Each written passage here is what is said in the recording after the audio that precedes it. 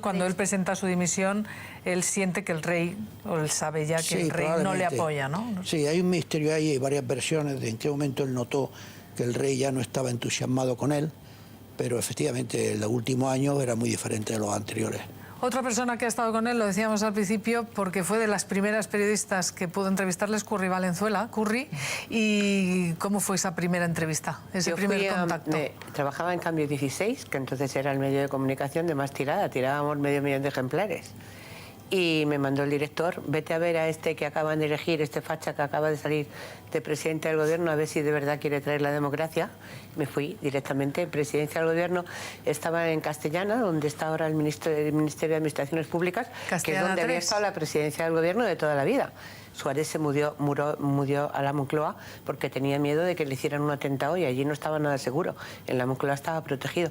Yo fui, estaba Carmen Díaz Rivera, que era su secretaria y su todo, porque Suárez no tenía asesores ni oficina de prensa. Él se instaló allí y lo llevaba con Carmen Díaz Rivera y con un par de personas que le ayudaban, nada más. Y Carmen me dijo, está fuera, pero mientras él viene, si quieres mirar el despacho. Yo entré en el despacho y vi que tenía al lado de la mesa una papelera y que tenía un periódico arrugado, como cuando tú lo tiras. Entonces metí la mano en la papelera, saqué el periódico, era el Alcázar, que era la extrema derecha, que era lo que más Suárez le temía más a la extrema derecha que a la extrema izquierda.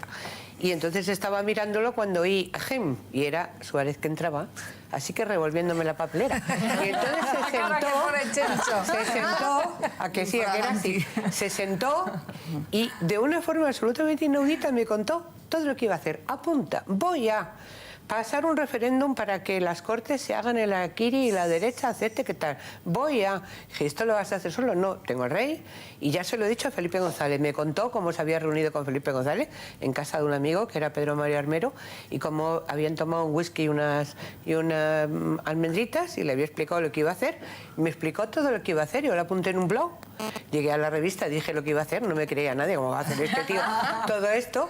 Y luego cada vez que me veía, que de vez en cuando hice algún viaje con Chencho, que venía con la canallesca, yo iba de canallesca, entonces viajábamos los periodistas con el presidente del gobierno, siempre que Suárez me veía, me decía, ¿a qué lo hice? ¿A qué lo hice? Siempre me recordaba. Yo quiero recordar a aquel Suárez porque me parece lo mejor.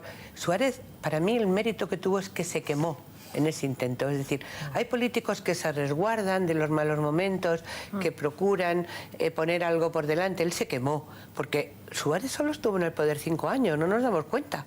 Pero quitando Calvo Sotelo, que fue un paréntesis, los presidentes de gobierno nos han durado mucho más. Suárez a los 5 años ya estaba quemado completamente, no le importó. Y yo la cualidad que más destacaría de él, porque era lo que más me llamaba la atención, era su osadía. Un hombre que llega, es verdad que el diseño lo hizo el rey y lo hizo Torcuato Fernández Miranda, pero un hombre que llega allí y decide que España va a ser una democracia cuando él viene del movimiento, cuando está rodeado de gente que no quería la democracia, de Fuerzas Armadas, policía, los poderes fácticos aquí no viene. Bueno, sí, un poquito de apertura, pero democracia. Que él lo vio claro, lo hizo y no le importó quemarse. Y de verdad que a mí me parece que lo más llamativo de él es que duró tan poco, se quemó en ello. Claro, pero seguramente, claro, es que era el peor momento. Es que hacer esa transición era durísimo. Entonces, 5 años de Suárez seguramente es como si hubieran sido 10 de cualquier otro presidente. Yo cuando 12, preguntaba a Isabel, ¿ha sido el mejor? Yo diría, más que el mejor, ha sido el indispensable. Sin él no habría habido otros. Si Suárez no hubiera existido, no sabemos qué democracia tendríamos. A lo mejor no era igual. De los demás sí sabemos. Si Felipe González no hubiera existido, habría otro. Si Aznar no hubiera existido, habría otro. Pero si Suárez no hubiera existido, no sabríamos si realmente habría democracia en España. Curri, perdona, muy breve, tiene razón Curri en que pilotó la transición, pero realmente con osadía, porque también había muchas maneras de afrontar esa situación. Tan extraña, porque realmente, había que tener las cosas muy claras y dentro de problemas que hubo realmente se hizo bien y hay incluso países que lo ponen de modelo. ¿Cómo países? Yo te cuento que yo estudié en Bruselas un máster, lo que se llama un máster en la Unión Europea, en la Universidad Libre de Bruselas, y allí en la ULB se estudia el ejemplo español, no porque fuera yo, se estudia el ejemplo de la transición española como modelo a transportar al resto de los países que vengan de una dictadura, y se da clases y la gente, en España y pasó esto y se hablaba de Suárez y tal. Es que es muy cuando yo lo estudié era 25 años. Date cuenta que Suárez fue capaz, bueno, el rey le otorgó la función de desmontar estructuras que había del régimen franquista, y supo aunar gracias a esa capacidad de liderazgo que tenía, porque recordemos que además Suárez no era buen estudiante cuando era joven, pero la capacidad de liderazgo que tenía era absoluta, y de ambición y de osadía, todo eso es lo que una persona la hace tirar para adelante con lo que sea. Y sí que es verdad que supo aunar a grupos tan diferentes, de ideologías tan diferentes, sentar en una mesa, reunirse, es lo que se llama ser un hombre de Estado. Tenía claro lo que tenía que hacer, lo quiso hacer y lo sacó adelante. Y conseguir lo que decía Chencho antes, que a mí me parece lo que define a España, que es que todos renunciaran a algo, para todos ir hacia un futuro común de democracia. Pero eso es lo que caracteriza a los políticos de esa época. Enormes en la política española. Santiago Carrillo tuvo que, de hecho, ahí se creó muchísimos enemigos porque tuvo que hacer concesiones muy importantes, y de hecho se dividió el Partido Comunista y tuvo muchos enemigos dentro de su partido por las concesiones que tuvo que hacer. Lo que da la talla de los políticos que hubo en esa época y la capacidad de renunciar cuando había que tomar una decisión de Estado y ir todos a la una. Yo creo que ahora eso se echa mucho de menos. Sí, los políticos de ahora. Querer resaltar la obra de Pepe García Abad, de vuestros compañeros, titulada Adolfo Suárez, una tragedia griega, porque cuenta el lado político que estáis remarcando y cuenta cómo desde esa mediocridad nació en Cebreros, porque su madre, Herminia, quería que nacieran Cebreros por sus raíces familiares, hizo la carrera de Derecho, pero no fue un destacado jurista de toga. Que le gustaba y cómo efectivamente esa tragedia griega, cómo no quería, muchísimo entorno le criticaba justamente por su escaso, según las críticas, intelecto, o por su escaso alcance para poderlo llevar a cabo, pero lo cierto es que cuenta una anécdota se la cuenta el hijo emocionado ahora que hemos visto, Isabel, y es la anécdota cuando va al mitin a apoyar las elecciones de Adolfo Suárez hijo, y el propio Adolfo Suárez le dice a Pepe, para hacer la obra, le dice que le hizo él el discurso con letras muy grandes porque él no quería que fuera, pero se emperró su padre en apoyarle. Perdió el hilo, no sé si os acordáis de esa anécdota, que leyó el folio 1 muy bien, en el folio 2 perdió el hilo y volvió otra vez a leer el folio 1. Y lo cuenta con una sinceridad tremenda, porque se dio cuenta Suárez, salió del paso, dijo, fuera discurso, mi hijo es muy bueno y lo va a hacer muy bien. Y el aplauso fue tremendo de los tres. Pues está escuchándonos alguien que conoce muy bien, que trabajó codo a codo con el presidente Suárez, es Eugenio Bregolat, que fue director de estudios del gabinete de Suárez, diplomático, embajador. Gracias por estar aquí en Más Claro Agua, al otro lado del teléfono. Encantado. Buenos días, encantado. Queríamos preguntarle a usted, pues eso, que pondere la etapa que protagonizó Adolfo Suárez desde dentro, porque usted estaba ahí. Bien, efectivamente Suárez contribuyó de una forma decisiva al cambio de la historia de España en esos años. Acababa yo de oír ahora mismo cómo hablaban ustedes de que algunos le consideraban que él era una persona con poca formación intelectual. Recuerdo que una vez un periodista le preguntó y le dijo algo así, le vino a decir algo así como que había leído pocos libros.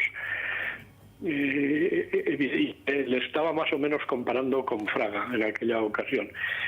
Y Suárez sobre la marcha dijo, en vez de tener la cabeza tan llena de libros, prefiero tenerla medio vacía para poner ahí el problema de todos los días a ver si resuelvo alguno. Yo diría que hay intelectuales y hay hombres de acción. Hay gente que lee libros y hay gente que a lo mejor ha leído pocos libros, pero que hacen cosas sobre las que después se escriben muchos libros. A él le gustaba decir eso de que era un chusquero de la política. Yo creo que realmente nadie mejor que él para desmontar el viejo sistema desde dentro, para que aquellas cortes franquistas aceptaran hacerse el harakiri, que si hubiesen dicho nosotros tenemos la legitimidad y no pasarán, habría sido todo muy complicado. Se recuerda muy bien cuando el rey le nombró, fue una enorme sorpresa aquel qué gran error de Ricardo La Cierva, que después fue ministro del propio gobierno de Suárez. Bueno, pues el rey sabía perfectamente quién era Suárez, sabía perfectamente lo que se necesitaba. Recuerdo que él solía contar que hacía ya muchos años, en una ocasión el rey le había preguntado si el día que Franco desaparezca tú tuvieras en tus manos el gobierno de España, ¿qué harías? Y que él escribió algún papel donde ya decía, ya adelantaba todo lo que después hizo. Se ve que el rey pues andaba buscando ahí entre los políticos de una cierta edad quién podía ser útil en el momento, de modo que él ya había adelantado lo que iba a hacer, y la elección del rey, que provocó en aquel momento tanto sorpresa, está claro que fue muy correcta. ¿Y usted, porque usted estuvo 5 años con él en la Moncloa? A ver, sí, yo estuve entre él y Leopoldo Calvo Sotelo, estuve 4 años y pico. Cuando Suárez se marchó, yo fui la única persona del gabinete. Yo me encargaba de los asuntos internacionales. De hecho, aunque teóricamente era el director general de estudios, desde muy al principio a mí me encargaron la política internacional, de manera que de hecho dirigía, digamos, el departamento internacional del gabinete. Y cuando Suárez se marchó, pues él habló con Calvo Sotelo y me hicieron quedar allí. Y fui la única persona del gabinete que se quedó cuando se marchó Suárez. Embajador, ¿y cómo era ese trabajo de todos los días con quien llevaba las riendas tan difíciles, en ese momento tan difícil? ¿Cómo era ese trato diario con el presidente Suárez? Bien, él era de una gran cordialidad, le interesaba mucho la política exterior. Le hacía yo un papel diario que si a cierta hora no había recibido ya lo pedía. Recordarán toda aquella broma que se hacía con el estrecho de Ormuz, que Suárez había descubierto el estrecho de Ormuz. Él era una persona de una gran cordialidad y de una gran integridad.